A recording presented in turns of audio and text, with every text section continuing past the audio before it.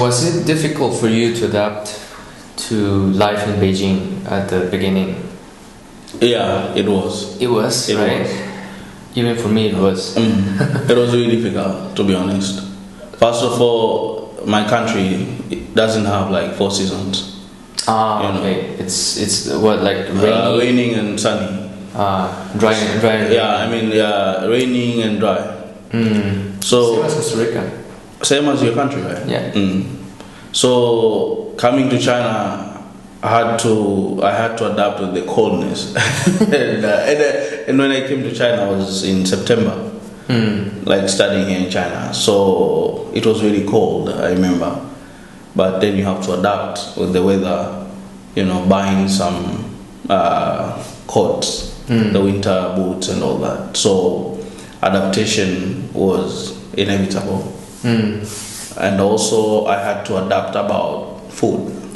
I remember like for the last 2 or 3 weeks I used to eat in a international student canteen restaurant, because I think every university in China has like an international restaurant.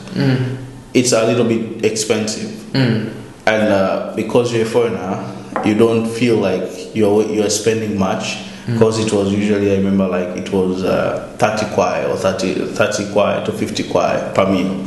But if you convert 30 kwai to 50 kwai, it's like $4 to $5. Yeah, but if it's constant, like it's expensive. Yeah. So you find yourself like you're running out of money if you eat in that restaurant every day. So what's next? You have to adapt now on the canteen. Eating at the school canteen. If you eat at the school canteen, it's cheaper, because there's always a time that you might not be able to spend that much. Yeah. And also Chinese food, as time goes by, you tend to adapt and like Chinese food without even you realizing. Because what's your favorite dish? For me, 𝗪𝗁. 饺子. Yeah, 饺子. Chinese dumpling. Yeah, dumplings. For me, it's actually the same as you. I mean, I come from Costa Rica, and Costa Rica is a tropical country, right? So we only have 2 seasons, and it's dry and rainy, exactly as your country in Tanzania. So I also arrived to China for the fall semester, so it's September, right? Beginning of September, and fall season is actually okay for me, because it's like 25 degrees, 20 something, so it's kind of comfortable, just a bit windy sometimes. Yeah, exactly. But beginning maybe the end of October or November, exactly. it gets cold, really cold. And the change is quite fast. It drops from 25 to maybe 1 or 2 degrees Celsius in 2 weeks maybe. Yeah, and I was not prepared. If you wanted to buy winter clothes in Costa Rica, it's not possible, because we don't have winter, right?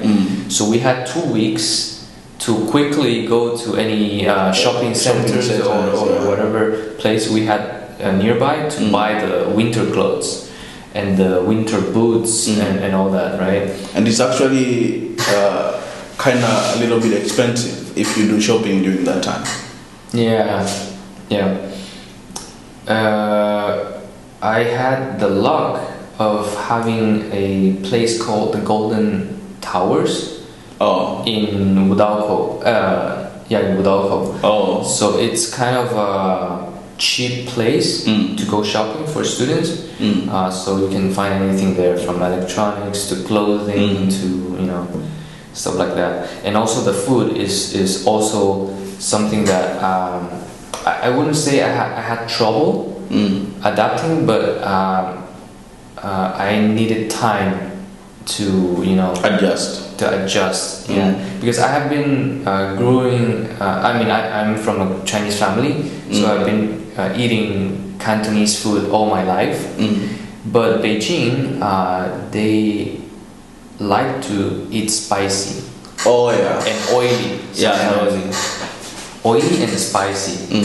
So even if I went to the school canteen, you know, I like to try all the different dishes. But sometimes you just don't. I mean, your stomach maybe is not used to it. So you had some, you know, like gastritis. But you know, with time, you can adjust. But yeah, weather, food. Those are like your adjustments. Was my concerns at the beginning. What about language? For me, it's also language. Language, you know, I started learning Mandarin way before. You know, when I was kind of 12 years old, but not receiving official like classes in any university or school. But I was actually learning in a kind of a training center of my dad's friend. The main reason I started studying Chinese was actually hearing Chinese songs. So there's a guy, a Taiwanese singer called 𝗀𝗪. I don't know if you have heard of it. No. And one day I just came across one of his songs. And I liked it so much that I just went into YouTube and find the lyrics, you know, and tried to sing it. So that's how it started. So it's one way of telling people that you can learn Chinese using Chinese songs. Yeah, I mean, there's a lot of ways of learning.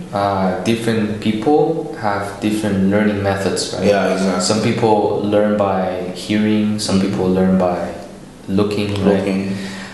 Or practicing. In my case, I started with hearing. I found that some Chinese songs were really beautiful, or really good ones, and I just follow the songs and follow the singing, and try to, you know, learn the sounds and everything. The sound. So when I came here to China, language was a problem at the beginning, but I kind of adapted really quickly. Oh, okay. So maybe in 2-3 months, or maybe less than that, I was able to adapt. I was able to overcome the language barrier.